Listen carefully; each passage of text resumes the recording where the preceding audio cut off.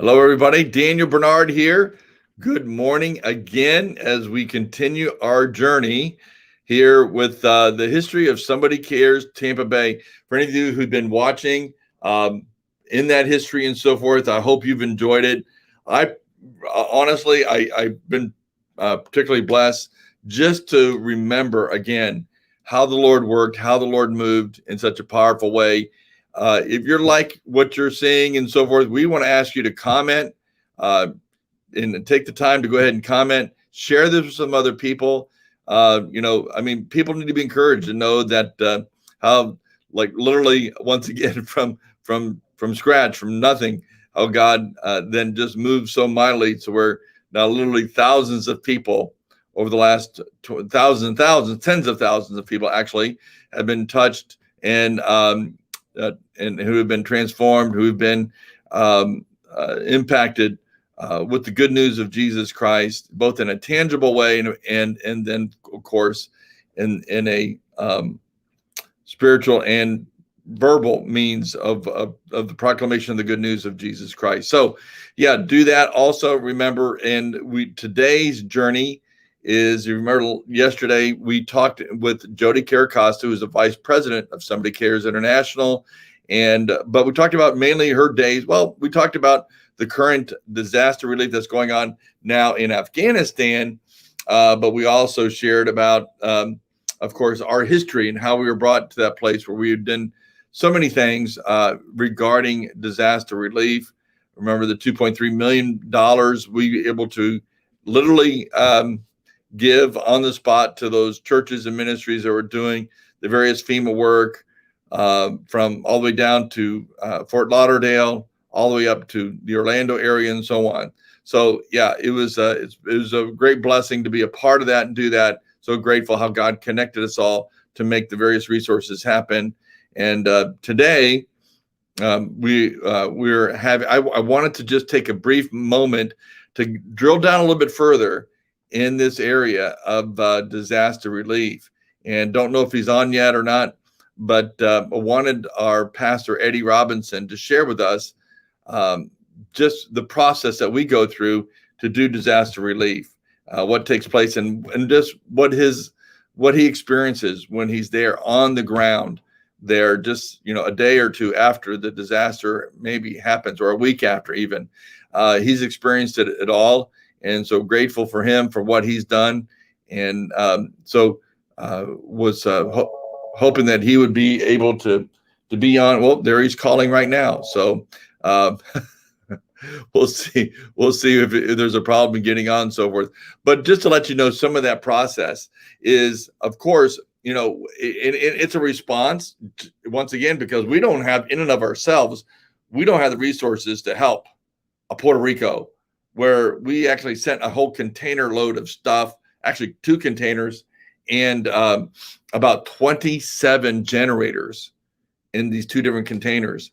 But we put it out there, and the people responded. We gave them an exact amount. We do things like where we procure. We would go to those who, and by the way, it was really tough, because when a disaster happens, these supplies and things, they get taken up real quick. But because we do it in volume, we were able to go to some of these suppliers, like of these generators, and let them know that we're going to buy 20, and what could they give them at. And so we were able to really save a lot of money because of our donors. We had some money to go and say, we want to buy 20. What can you give them at? And so we've got exceptional generators there, and that we could put together and then put on that container and send off. So some of it is where we're literally just raising funds and people responding, and then we go out and we find the best deal and procure it that way. And so we've been very successful in doing that.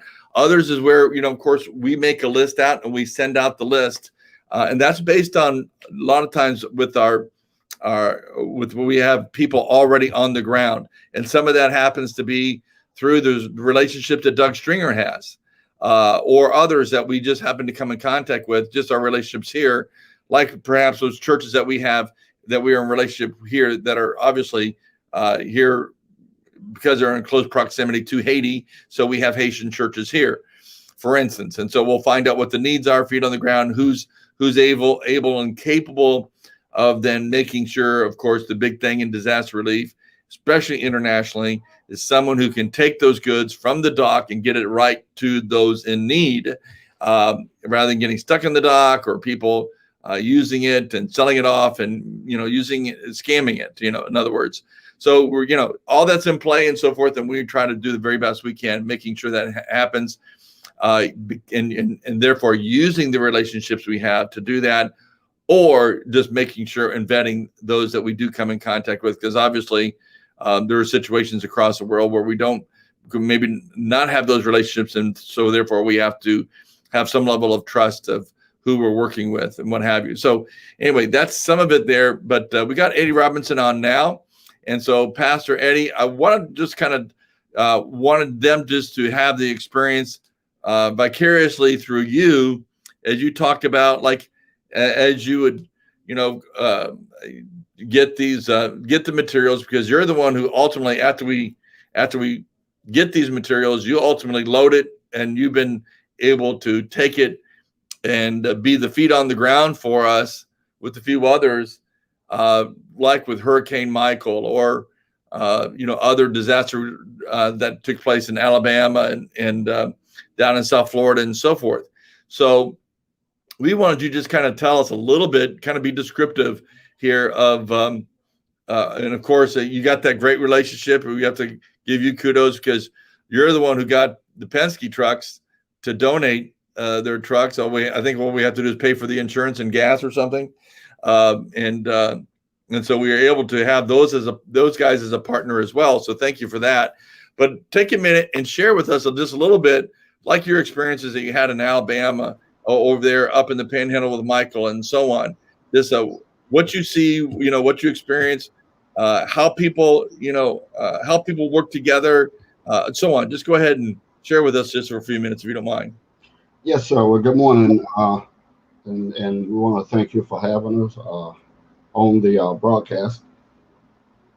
Talk about a life-changing experience to be able to go to these disaster areas and bring relief. And I tell you, when I got there, I can go back in the very beginning, back a few years back when that storm went through Alabama, and we got over there, and man, it was like a bomb, literally an atom bomb had hit the place, and the people were so devastated. But to see us coming in with a truckload of relief, and I mean, they were so appreciative. Tears start rolling down their face. Somebody does care, because you got to imagine if you ever lived through something like that, it feels like you're all alone, and it's just, what am I going to do? And then to see Jesus, the love of Jesus being spread when people coming from all over the place, bringing stuff in and helping and it just, man, it's such a feeling of accomplishment. I tell you, I do it time and time again. We have somebody cares. We have did let's see, 1, 2, 3, 4 trips to Alabama, 2 trips to Panhandle, down in South Florida when we was sending stuff down, to the Caribbean, Jamaica, and all of that area.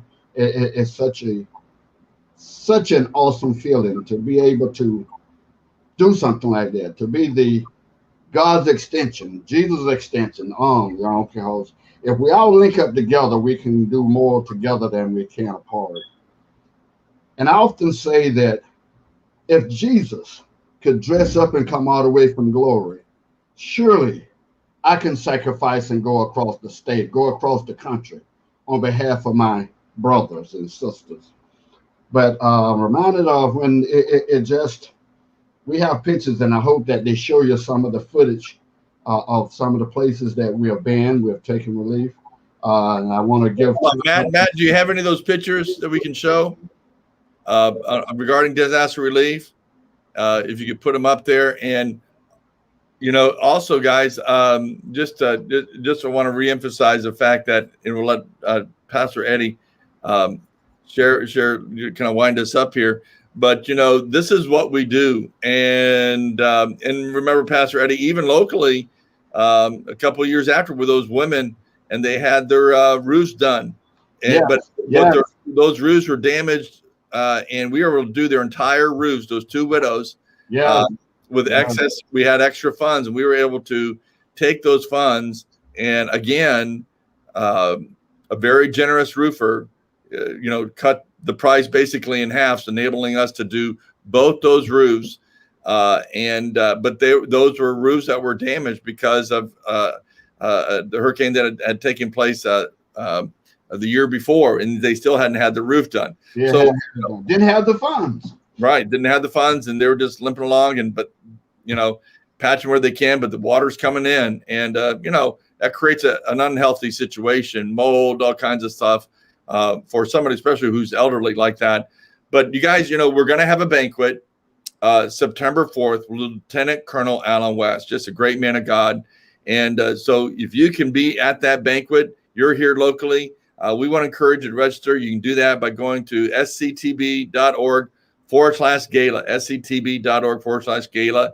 If you can't come, then of course you can donate. And we are going to be, as you just heard yesterday, we're waiting, because this is not a quick one and done thing. There's some immediate needs, but there is going to be some long-term needs that are going to be taking place.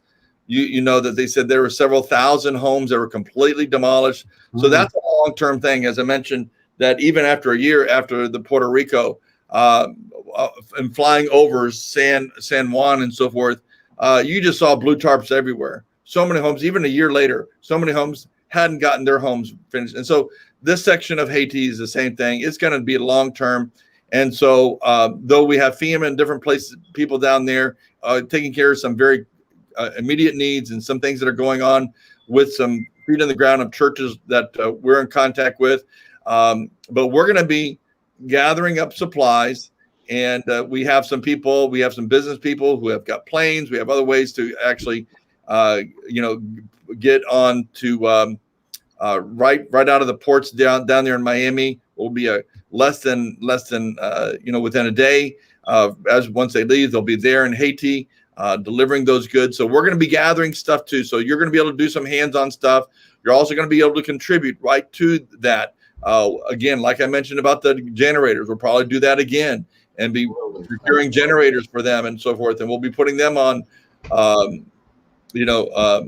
boat and what have you, get over there. So anyway, just to let you guys know all that, that's going to be happening. So if I might, please, you can make your contribution to sctb.org. Just go straight to our website, just make a donation. You can earmark it for Haiti if you'd like, so on. So Pastor Eddie, go ahead. Yes, sir. I'm reminded of a scripture in Proverbs chapter 3. We're told to honor the Lord with our substance and the first fruit of all our increase. And it say, once we do that, the very next verse say, then so shall your barns be filled with plenty. And a barn, if you're from the country and stuff, you know how barns, they used to take the goods and store it in the storehouse, for future use. God has said, if we take and honor him with what he has provided us with, he will make sure our storehouse is always full. We're ready to go down. I'm ready to go down. I'm ready to take a load down to South Miami, load up the truck. We need your help. Well, guys, you can tell with our substance. Yeah, both Eddie has the energy of a young man, even though you can tell he's not a young man. But I'm still young. I'm another Caleb. He's doing this stuff, and just my other friend who was not able to be on today, Jim Wilson, who's a colonel. Colonel Jim Wilson, who made our trip. Elderly man. In his late, I think at that time it was his late 60s or early 70s, and he takes a trip all the way to Indonesia. And of course, he wanted to have him share about what he saw and what the devastation that was there from, of course, the tsunami there. but he was a part of really being a vehicle on behalf of Somebody Cares Tampa Bay, Somebody Cares International, right here in our Tampa Bay area, where he was sent out there on our behalf and really put the logistics together, did a lot of logistics, pulling the different partners together there in Indonesia. So he had a great impact, and about $1.2 million that came through us and through those donors to help those donors to help with Indonesia. So, hey, so if you guys want to help Pastor Eddie get down there, take some stuff down there, maybe even some of you younger guys too can jump in a truck and fill up a truck and follow him down there. Yes. You want to go with somebody with experience. So Eddie's the guy who can do it. He knows how to meet up with the folks. And so he's a good hands-on guy. And, of course, he doesn't bring stuff.